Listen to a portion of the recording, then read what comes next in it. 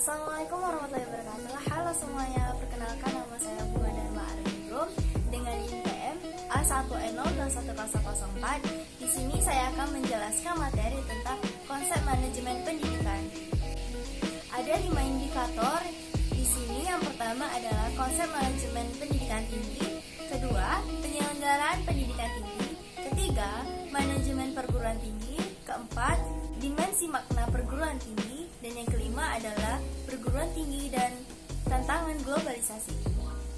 Oke, kita langsung. Yang pertama adalah konsep manajemen pendidikan tinggi. Pendidikan tinggi adalah pendidikan pada jalur pendidikan sekolah yang lebih tinggi daripada pendidikan menengah. Atau dengan kata lain, menurut penulis, pendidikan tinggi merupakan jenjang pendidikan setelah pendidikan menengah yang mencakup program diploma, program sarjana, program magister, doktor, program profesi, dan program spesialis yang diselenggarakan oleh perguruan tinggi. Berdasarkan kebudayaan bangsa Indonesia, sebaliknya perguruan tinggi adalah satuan pendidikan yang menyelenggarakan pendidikan tinggi.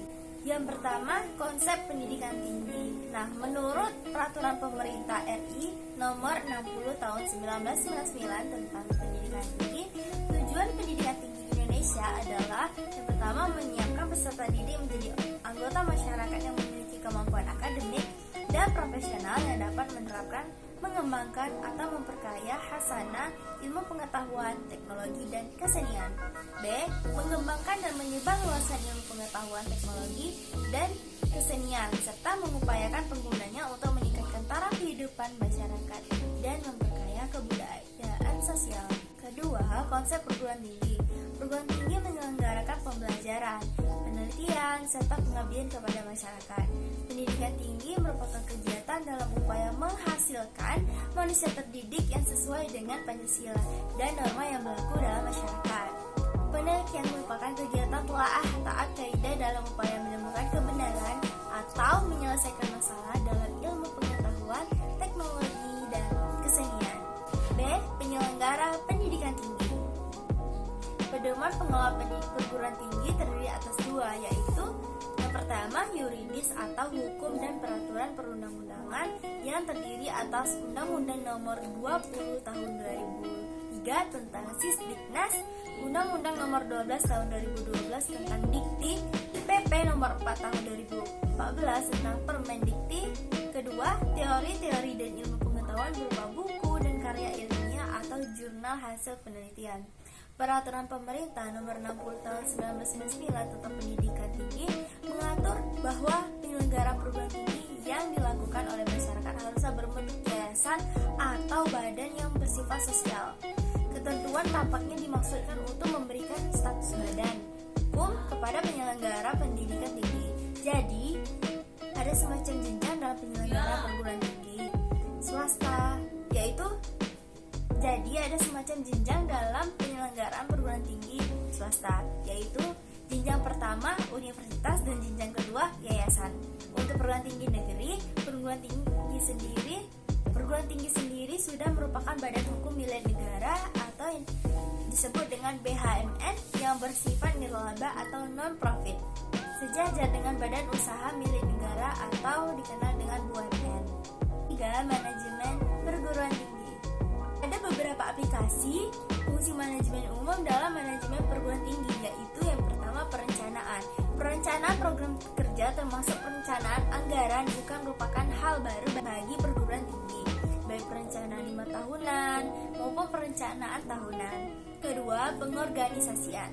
Fungsi pengorganisasian termasuk fungsi pengisian staf yang sesuai untuk setiap tugas atau kedudukan. Pengisian staf atau karyawan yang perlu dibedakan sesuai dengan disiplin ilmu yang bekerja di suatu universitas, yang mana masing-masing mempunyai tugas khas dan karakteristik masing-masing. Ketiga, penggerakan. Tugas penggerakan adalah tugas yang menggerakkan seluruh manusia yang bekerja dalam suatu perguruan tinggi agar masing-masing bekerja sesuai yang telah ditugaskan dengan semangat dan kemampuan yang maksimal. Yang keempat adalah pengawasan. Pengawasan adalah fungsi terakhir manajemen, namun bukan berarti yang paling kurang penting. Fungsi pengawasan yaitu guna rencana sesuai dengan proses ketetapan yang telah disepakati. Yang kedua dunia perguruan tinggi. Oke, yang pertama adalah dimensi etis. Peran universitas pada perlindungan martabat manusia serta pada tanggung jawab moral penemuan ilmu pengetahuan dan teknologi adalah beberapa contoh dimensi etis dari makna perguruan tinggi. Kedua, dimensi ilmuwan. Dunia perguruan tinggi adalah dunia ilmu pengetahuan. Tujuan utama pendidikan tinggi yaitu mengembangkan dan menyebarkan ilmu pengetahuan, teknologi, dan kebudayaan serta diterapkan dengan proses belajar mengajar. Hanya di perguruan tinggi melalui pendidikan tinggi, ilmu pengetahuan betul-betul dikembangkan. Selanjutnya, ada dimensi pendidikan. Nah, di dalam proses pembelajaran, mahasiswa diusahakan menjadi orang yang mau belajar secara terus-menerus. Proses pembelajaran umumnya bersifat formal. Sebaliknya, pendidikan adalah proses penyiapan manusia muda menjadi manusia dewasa, yaitu manusia yang mandiri dan bertanggung jawab.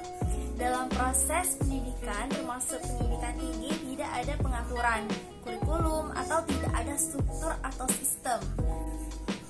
Keempat, dimensi sosial. Penemuan ilmiah dan penemuan teknologi telah menciptakan pertumbuhan ekonomi dan industri yang sangat besar. Melalui kegiatan dan perjuangan para ahli dan mahasiswa, kehidupan demokrasi ditingkatkan dan martabat manusia lebih dihargai. Perguruan tinggi mempersiapkan para mahasiswa untuk mengambil tanggung jawab di dalam masyarakat.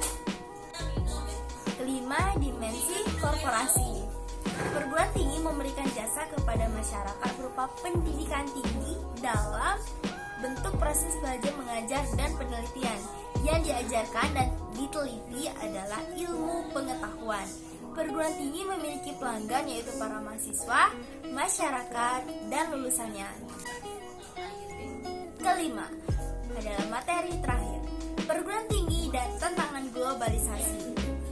Globalisasi berpengaruh pada semua tingkah laku manusia dan berdampak dalam tingkatan yang berbeda-beda, yaitu pada budaya, masyarakat, dan manusia. Dalam konteks pendidikan tinggi, globalisasi dapat berbentuk kebebasan masuk dan beroperasinya perguruan tinggi asing ke dalam negeri tanpa dapat dicegah atau dapat dihindari. Dengan demikian, bagi perguruan tinggi globalisasi berarti sebagai berikut. Yang pertama, teknologi informasi dan komunikasi seperti internet dan web yang menyediakan peralatan baru yang sangat ampuh dalam membentuk jaringan global untuk pengajaran dan riset. Saat ini proses pembelajaran mungkin masih mengandalkan landasan yang kurang mencukupi untuk proses interaksi berkualitas tinggi. Namun, landasan yang akan berkembang lebih canggih secara cepat terhadap masukan mahasiswa. Dalam lingkungan baru, suatu organisasi, baik universitas maupun pemberi jasa informasi lainnya dapat memenuhi kebutuhan ilmu pengetahuan. Universitas global akan mampu mengajar mahasiswa dimanapun dan kapanpun, serta dapat mengambil dosen dari manapun. Ketiga, universitas sudah tidak memonopoli produksi ilmu pengetahuan. Mereka harus bersaing dengan penyedia jasa informasi dan pengetahuan lainnya yang tidak memerlukan kampus dengan segala fasilitas yang mahal. Dengan demikian, perguruan tinggi ada dampak yang perlu diantisipasi, yang perlu dihadapi, yaitu sebagai berikut. Yang pertama, tantangan pada pengelolaan. Setiap negara harus membuka diri seluas-luasnya terhadap masuknya perguruan tinggi, dosen, peneliti, dan sebagainya tanpa hambatan sama sekali dalam bentuk apapun. Tampaknya investasi langsung dalam bentuk brick and mortar atau bangunan dan bentuk fisik kurang memberikan keunggulan kompetitif, mengingat sebagian besar biaya perguruan tinggi adalah gaji dosen. Kedua, tantangan pada proses belajar mengajar. Globalisasi ternyata mengubah cara belajar mengajar dari bertatap muka dan melalui hubungan personal antara dosen dan mahasiswa menjadi hubungan maya dan non-personal melalui internet dan video jarak jauh. Tantangan pada pendidikan nilai, globalisasi seringkali menghadirkan pengetahuan dan informasi berlebihan yang tidak dapat ditangkap oleh kebanyakan orang yang tidak mampu mencerna tantangan yang menyertainya, sehingga hidup dalam alam globalisasi merupakan resiko dan mengubah identitas seorang, tempat tinggal, dan kehidupan masa depan. Sekian, terima kasih telah menonton video saya. Assalamualaikum